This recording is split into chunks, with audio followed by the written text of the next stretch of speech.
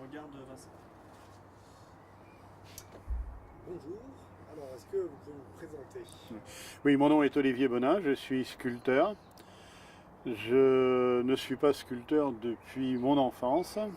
En fait, dès mon enfance, j'ai été poussé par ma famille à m'intéresser à l'art, à considérer que l'art faisait partie naturellement de la vie d'un homme qui pouvait se vouloir ouvert ou cultivé et faisait partie de la vie tout court. Et donc que l'art venait en complément ou en même temps que beaucoup d'autres activités humaines comme la littérature, la poésie ou les sciences. C'est pour cette raison que j'ai considéré que je devais me former aussi bien dans ce domaine-là que dans les autres, et que quand bien même je ne comptais pas forcément en faire mon métier, j'ai passé le concours de l'École nationale supérieure des beaux-arts la même année que le concours de l'École polytechnique, et comme j'étais reçu aux deux, j'ai fait les deux.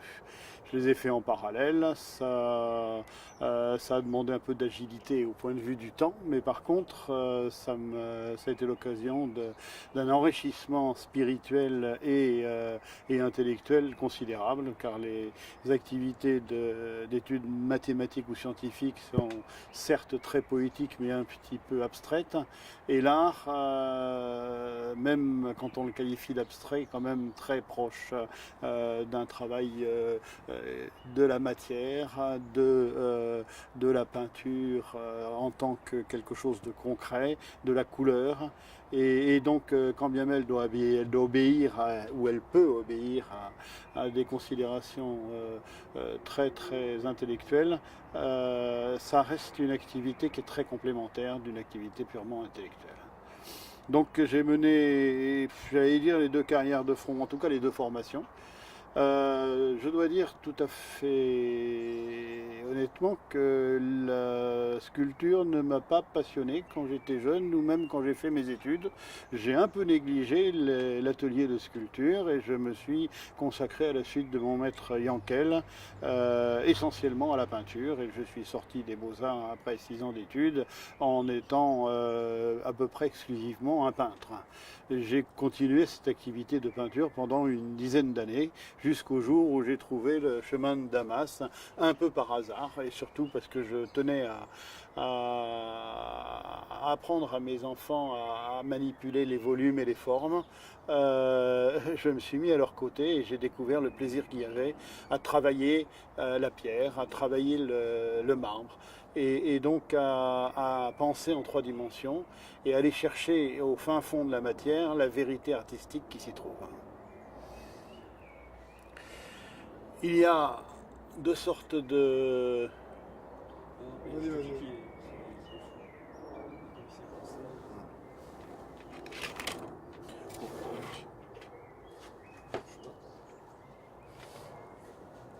En fait, il faudrait pas trop que tu Oui, bouges. oui, j'ai Faut appuyé éviter- là-dessus. Non, c'est même. Ouais, t'avances faut pas que je un peu bouge toi. trop. Oui, d'accord. Voilà, parce que sinon, Ouais, après, on ouais. perd en netteté. Donc voilà, un jour j'ai rencontré le vieux curé de Luché-Pringé et de Saint-Jean-de-la-Motte, qui était à ses moments perdus, il en avait un petit peu, sculpteur, qui faisait de très belles choses en bois d'olivier. Et il m'a initié d'abord à ce que j'aurais dû apprendre quand j'étais à l'école des Beaux-Arts et que j'avais un peu négligé. Après ça, j'ai rencontré d'autres artistes qui m'ont beaucoup apporté et qui m'ont, à la fois dans le domaine de la technique, mais surtout dans le domaine de la conception générale d'une œuvre d'art, de l'approche, des règles internes qu'on peut vouloir suivre, un certain nombre d'outils qui sont indispensables si on veut développer une activité créatrice conséquente. Je ne suis pas en train de dire qu'il y a des règles absolues dans le domaine artistique, je crois qu'il n'y a absolument pas de règles. La seule chose, c'est qu'on a le droit, on a une certaine liberté de choisir ses propres règles. Et pour ma part, je considère que la sculpture n'est pas simplement le fait d'organiser l'espace, elle est aussi le fait de l'organiser avec une certaine technique, avec quelque chose qui ressemble à une aventure. Je veux dire par là que quand on commence à creuser un bloc de marbre, on a une certaine idée de ce qu'on veut faire, mais certainement pas une idée qui restera exactement la même pendant toute la durée, ou alors on est un simple exécutant. Le créateur, c'est quelqu'un qui a des idées, mais qui aussi écoute la matière, et suit le chemin de son travail, et est capable à peu près à n'importe quel moment de l'orienter, de voir les impasses qui se ferment, mais aussi les voies qui s'ouvrent, et de se précipiter dans ces voies qu'il ne peut entrevoir qu'à un moment d'inspiration.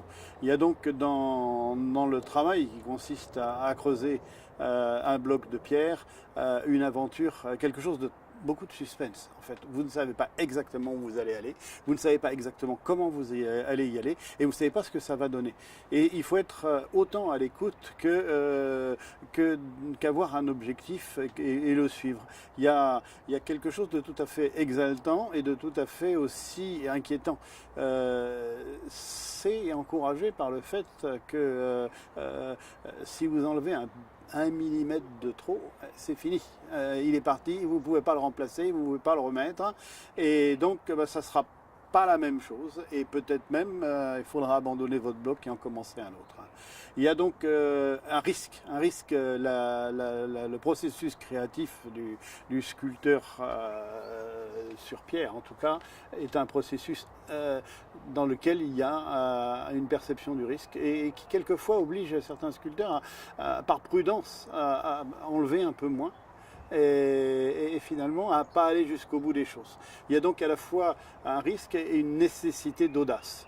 Il faut arriver à surmonter ce risque, et le contact qu'on peut avoir avec ces outils, avec la matière, c'est quelque chose de tout à fait passionnant, c'est une aventure, c'est beaucoup mieux qu'un film policier. Parce qu'en plus, derrière ça, il y a une certaine approche de la beauté. Le type d'aventure n'est pas exactement le même suivant la technique que l'on adopte. Michel-Ange disait: il y a deux sortes de sculptures, il y a la sculpture où on enlève et il y a la sculpture où on rajoute. La sculpture où on enlève, c'est quand vous taillez dans la pierre. La sculpture où on rajoute, c'est quand vous faites un modelage avec de la terre ou avec de la cire. Moi, je pratique les deux. Je veux dire, la sculpture où on creuse dans la pierre, je l'ai beaucoup fait. La sculpture où on rajoute, je fais ça avec de la cire. La cire qui permet de travailler posément, tranquillement, et puis ensuite permet de donner à sa sculpture la pérennité du bronze.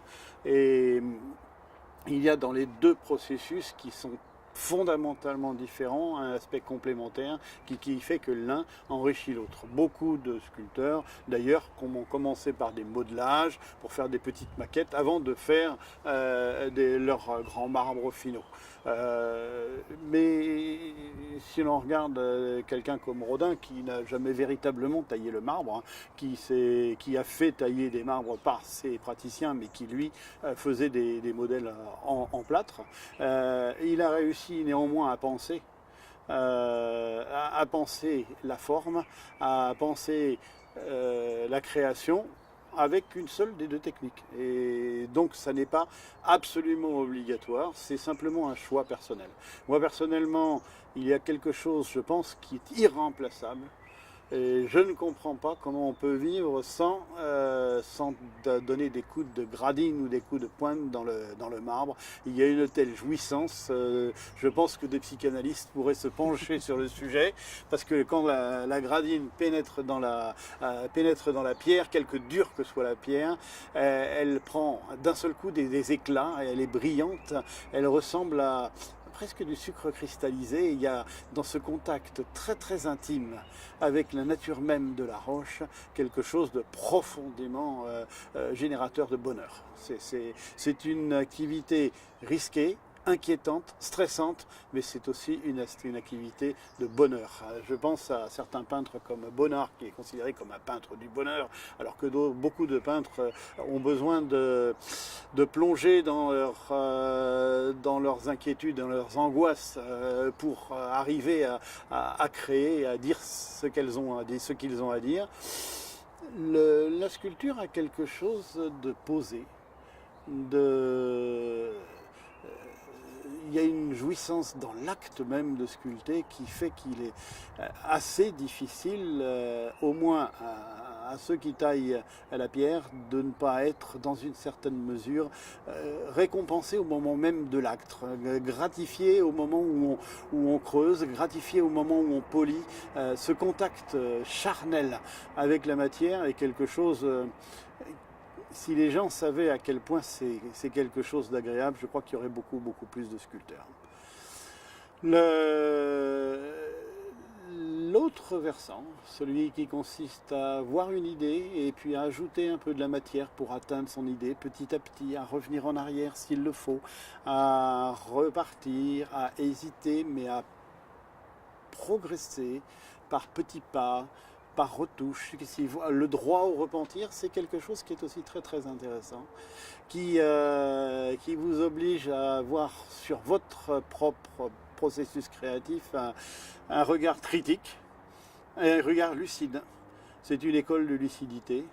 C'est une école où vous devez apprendre à coordonner à la fois une vision très abstraite de l'objectif auquel vous voulez arriver et la manière d'y arriver, la façon de le faire, petit à petit, les petites étapes qui vont vous permettre de voir se dessiner la forme petit à petit, qui se lève devant vous et à l'accompagner. Et finalement, je pense que ça ressemble un petit peu à l'écriture d'un roman. Vous êtes pris par votre sujet et c'est votre sujet qui appelle vos apports, vos additions. Et il y a là-dedans aussi quelque chose de profondément exaltant. Un jour, je me mettrai, enfin j'en ai fait un petit peu, mais vous l'imaginez bien, à l'école, d'une part, avec mes professeurs, on a fait un peu de modelage, de terre. Je n'en ai jamais fait beaucoup. J'aime beaucoup travailler la cire directement, qui est un matériau difficile, dangereux, fragile. Mais qui d'un autre côté est très gratifiant et vous montre certains raccourcis, certains chemins qui aident à la création. La cire est une avant-première idée du bronze. Et c'est avec un palliatif comme celui-là qu'on arrive à faire avoir devant soi un bronze qui est plastique, que vous pouvez entailler avec une lame que vous avez juste chauffé un petit peu, que vous pouvez transformer en liquide rapidement, que vous pouvez lisser, que vous pouvez au contraire scarifier. Et je voudrais dire quelque chose sur la scarification, que pour moi c'est quelque chose de tout à fait essentiel. Au moins dans les sculptures que j'ai faites, j'ai attaché la plus grande importance non seulement à la forme générale, mais aussi à la surface. C'est Rodin qui, un des premiers, a attaché énormément d'importance au fait que les traces de la fabrication de son œuvre se lisent, qu'il y ait une grande émotion à reconstituer inconsciemment le processus de création par les traces de l'outil qui n'ont pas été complètement effacées ou même pas effacées du tout. Même les traces de coulage, on les voit sur les sculptures de Rodin, alors qu'il était très facile de les effacer, il n'y tenait pas du tout et au contraire, il considérait que ça faisait partie de la vie de l'œuvre elle-même et que si on avait bien poli tout ça, on aurait finalement rendu l'œuvre plus fade, on lui aurait enlevé une partie de sa personnalité. Moi, j'attache énormément d'importance à ce qu'on appelle l'écriture, c'est-à-dire à l'état de surface dans lequel la trace de l'outil demeure. C'est pour moi quelque chose qui est de l'ordre presque de l'assassinat que d'enlever cette surface. Et ça m'amène à dire quelque chose qui peut paraître un peu paradoxal, mais qui est une vérité toute simple et extrêmement profonde, c'est qu'il n'y a pas de sculpture qui ne vivent pas sans l'espace qui l'entoure. C'est-à-dire que l'air qui est autour de la sculpture, le volume qui l'entoure est imprégné par la sculpture, mais il imprègne aussi et fait partie, à proprement parler, de la sculpture. Quand vous sculptez la matière, vous sculptez aussi. Et je dirais mathématiquement c'est une évidence, vous sculptez aussi le vide qui l'entoure. Mais du point de vue purement artistique, c'est très très profond et ça a des conséquences immédiates sur la façon dont vous voulez installer une exposition. Il faut laisser respirer les œuvres, parce que si elles ne respirent pas, vous avez enlevé, j'allais dire la moitié de l'œuvre, c'est pas vrai, c'est une partie de l'œuvre. On ne peut pas parler de moitié ou pas moitié, mais une sculpture est faite pour vivre avec l'espace qui l'entoure. Elle vit, une sculpture est constituée de la matière elle-même, mais aussi de cette même matière en négatif que constitue l'espace qui est autour. J'ai vu des sculptures qui appelaient à l'élévation simplement parce qu'elles organisaient cet espace vers le haut. Et elle amenait tout spectateur qui la regardait à élever son âme, tout simplement. Il y a quelque chose d'important. Bon, ce n'est pas forcément l'avis de tout le monde. Aujourd'hui, les tendances les plus modernes, en tout cas qu'elles commencent à être un tout petit peu, j'allais pas dire dépassées, mais sont moins modernes qu'elles ne l'ont été, consiste à s'appuyer énormément sur le fait que l'art est un langage et qu'à partir du moment où c'est un langage, il est fait pour parler et pour penser. Je suis parfaitement... j'ai expérimenté dans mon activité créatrice le fait que l'art est effectivement un langage et que c'est ce langage qui s'adresse à l'être humain, mais qui est aussi utilisé par le sculpteur. Mais ça n'est pas qu'un langage, ça n'est pas qu'un discours. C'est d'abord un discours extrêmement particulier. C'est un discours dans lequel certains aspects sont extrêmement importants. Le fait qu'une œuvre d'art soit un morceau de langage ne l'empêche pas de viser à une certaine esthétique, à une certaine beauté, même si le mot paraît aujourd'hui un peu dépourvu de sens ou trop relatif, et qu'on ait tendance à s'intéresser uniquement à une pensée exprimée par des procédés artistiques et à des dénonciations, qu'elles soient politiques, qu'elles soient autres, effectuées par le biais de l'expression artistique. Pour ma part, l'expression artistique a quelque chose qui n'est pas dissociable fondamentalement, qui est le fait qu'elle s'adresse à ce qui, chez nous, répond à une certaine forme de beau, d'esthétique, de sacré. Il y a dans la création artistique un essai de retrouver quelque chose que nos ancêtres appelaient le sacré et pratiquaient comme le sacré avec une certaine terreur, avec des tremblements et en tout cas avec un immense respect. Il y a dans la recherche à l'intérieur d'un bloc de marbre de la vérité qui s'y trouve quelque chose qui ressemble à la terreur sacrée des prêtres de Delphes ou d'Apollon. Il y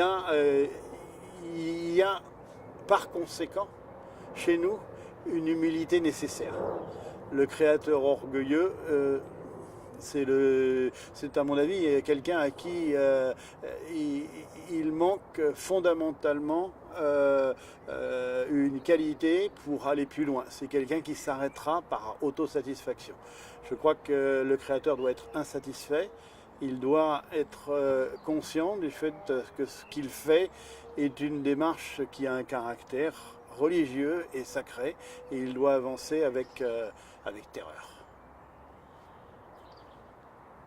On a de la matière. On a une leçon sur là. Je me rappelais plus que tu avais fait effectivement les beaux-arts en même temps. Là. J'ai fait 6 ans de beaux-arts. C'est pas qu'il a fait. Je veux dire, il manque la partie sur pourquoi les mains. Pourquoi les mains. Ah oui, tiens, j'ai oublié ça. Ah ben on va le faire. Ouais, voilà. T'as coupé ou pas? Non, je sais pas coupé. Alors pourquoi les mains? Pourquoi les mains? Et c'est une bonne question que vous me posez et je dois simplement vous dire que vous n'êtes pas le premier à me poser cette question. Elle m'est posée très très souvent et pendant très très longtemps je n'ai pas su vraiment répondre.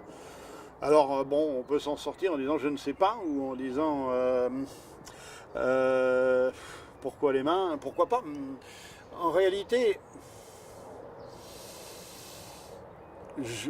d'abord, pourquoi vous posez cette question? C'est parce que effectivement, à peu près 80% des œuvres, des sculptures que j'ai produites sont d'une manière ou d'une autre des mains. Soit des mains uniques, soit des mains multiples, plusieurs mains ensemble. J'ai même en projet, je ne l'ai pas encore complètement réalisé, une sculpture dans laquelle il y aura un nœud de main, à peu près une cinquantaine de mains, toutes assemblées ensemble, un peu comme une accumulation à la César.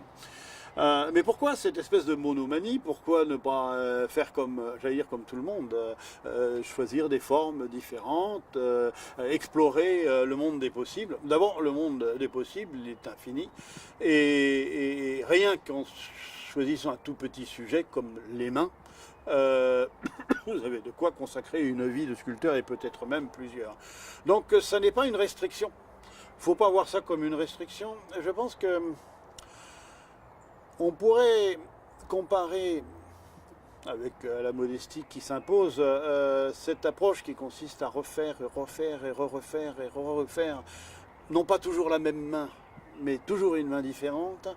Il y a dans cette démarche quelque chose qui m'a été inspiré par la lecture des poèmes de Francis Ponge. Francis Ponge, dans sa démarche créatrice qu'il a intitulé très joliment La rage de l'expression, parce qu'il y a dans cette répétition permanente, dans ce retour sur soi, dans cette remise en cause, dans la recherche de toutes les petites possibilités avant d'en choisir une rage. Une rage qui s'exprime comme la volonté d'arriver à l'expression juste, à éliminer toutes celles qui sont approximatives et à aller dans la voie qu'il faut. En fait, c'est pas tout à fait la même chose en ce qui concerne la sculpture. Je cherche effectivement des mains différentes, je cherche des façons différentes de dire la même chose et je cherche non pas la meilleure façon, il n'y en a pas, mais à raffiner, à avancer, à creuser, à aller plus loin. Il y a une très jolie phrase du philosophe Alain qui dit: quand je vais de torrent en torrent, je vois toujours le même torrent. Mais quand je vais de rocher en rocher, le même torrent devient différent à chaque pas. Et il y a quelque chose de comparable. Quand je vais de main en main, c'est chaque fois une main différente, c'est chaque fois un petit quelque chose. Et j'ai l'impression que dans la main que je fais aujourd'hui, il y a déjà toutes les autres mains que j'ai faites avant et qui viennent s'exprimer, qui viennent parler, qui viennent influencer un petit peu ma façon de le traiter. Historiquement, ma deuxième sculpture était une main, mais je me suis dit, tiens, voilà un sujet qu'on pourrait approfondir, qu'on pourrait creuser. Et la raison pour laquelle je voulais le creuser a été très curieuse. Je me suis dit que la main, bon, c'était certes quelque chose qui nous distingue un peu des animaux, en ce sens que la main, on dit que l'outil est le prolongement de la main, mais dans une certaine mesure aussi, la main est l'expression de l'outil. La main appelle l'outil. La main, c'est ce qui fait que l'homme est intelligent, beaucoup plus que le cerveau. Le cerveau, c'est peut-être là que se trouve l'intelligence, mais c'est par la main qui a conçu l'outil que l'homme s'est distingué des animaux. Je connais beaucoup de gens qui pensent que la main pense. Que la main est une façon de penser, la geste de la main. Et là-dessus, il y a deux choses différentes. Il y a la main qui fait, et il y a la main qui exprime. Et j'avais commencé tout bêtement, jeune élève des Beaux-Arts, à me dire, ça serait assez intéressant de travailler des mains qui n'expriment rien, mais qui se contentent de signifier. La nuance, elle est pas. On voit bien ce que ça veut dire. Dans un cas, il y a un sentiment, dans l'autre cas, il y a un sens. Et le sens peut très bien être donné par pure convention et pas forcément par expression musculaire d'un sentiment ressenti. et c'est vraiment ce que j'ai essayé de faire au départ. Donc je faisais des mains un petit peu adipeuses, un petit peu obèses, un petit peu comme certaines sculptures de Botero, des mains qui étaient inexpressives, ou qui se voulaient inexpressives, mais qui, par contre, avaient un sens. Déjà, le premier sens qu'on peut donner aux mains, c'est des sens qui sont purement conventionnels, et qui d'ailleurs varient suivant les pays. Il y a des pays où ce geste-là signifie attendre, et d'autres pays où il signifie autre chose. Il y a des tas de sens conventionnels différents dits à certaines expressions de la main. Mais il y en a aussi qui sont universels, comme le langage des sourds-muets, par exemple. En fait, c'était un peu ça que je cherchais. C'était à s'affranchir de ce qui est l'âme pour mettre en avant ce qui était le signe. Il faut dire que je suis né à une époque où le signisme était assez dominant, était une approche esthétique et qui intéressait tout le monde et qui était un peu à la mode, il faut bien le dire, et je m'étais laissé un peu influencer par cette mode.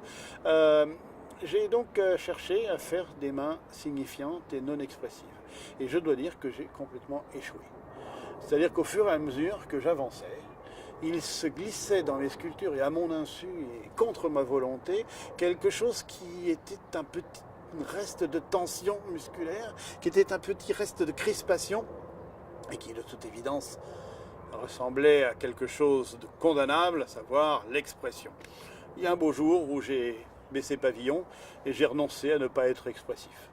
Je ne dis pas que je fais des sculptures extrêmement expressives, mais j'ai jamais pu barrer complètement la route à cette chose qui est en nous, qui parle et qui se traduit dans la forme, qui est l'expression. Et maintenant, je vis heureux avec elle.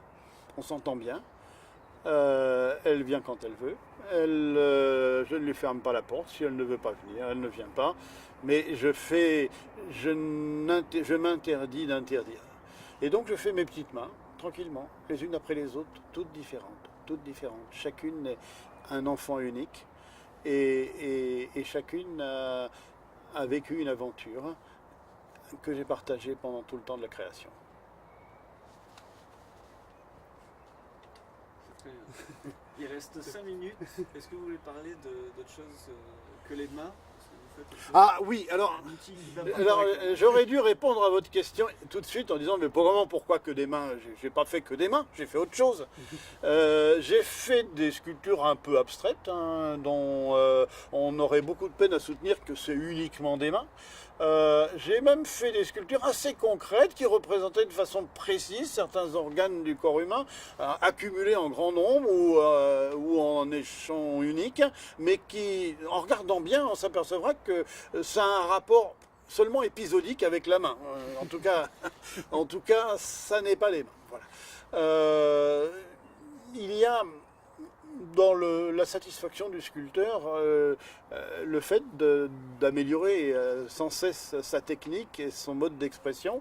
Et je pense que c'est bien de travailler des formes différentes, d'approcher. Mais je pense que la main elle-même offre un champ de variation tel qu'il n'est pas absolument indispensable de faire autre chose, mais je ne m'interdis pas, et si vous regardez bien, vous trouverez des choses qui ne ressemblent pas tout à fait à des mains dans ce que je peux ici ou là exposer. Ça reçoit des échos divers, mais moi je ne déteste pas. Oui, donc pas que des mains. Disons que quand je fais autre chose que la main, ça me motive à y apporter un sens particulier. D'abord, je déteste reproduire. Il faut qu'il y ait dans la démarche du sculpteur quelque chose qui soit autre, quelque chose qui ne se contente pas de faire une photographie en 3 dimensions, mais apporte une vision. Et puis, il est quelquefois intéressant, effectivement, d'utiliser des formes inconnues ou nouvelles, même si elles peuvent être empruntées quelquefois de très très près à la nature. C'est toujours une aventure. Pour moi, humblement et à mon niveau, ça n'est pas nécessaire. Et donc, pourquoi généralement ne pas faire des mains plutôt qu'autre chose? Je pense qu'on pourrait poser la question, ça ressemble un petit peu à du Heidegger, mais c'est vrai. Pourquoi y a-t-il généralement des mains et non pas plutôt rien? Parce qu'on ne peut pas vivre sans mains. Très bien. Alors là, il reste 2 minutes. Est-ce que vous voulez faire une petite phrase de conclusion? Oui.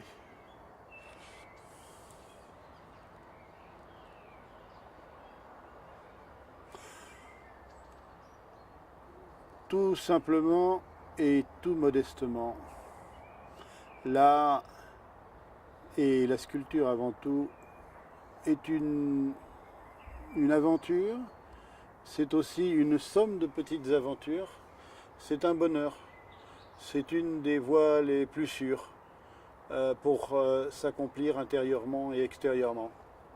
Et je ne saurais trop... vous savez, Rainer Maria Rilke, dans ses lettres à un jeune poète, dit « N'écris pas de poème si tu peux faire autre chose ». Moi, je dirais exactement le contraire en ce qui concerne la sculpture. C'est fais de la sculpture, même si tu peux faire autre chose. Ok. Très bien.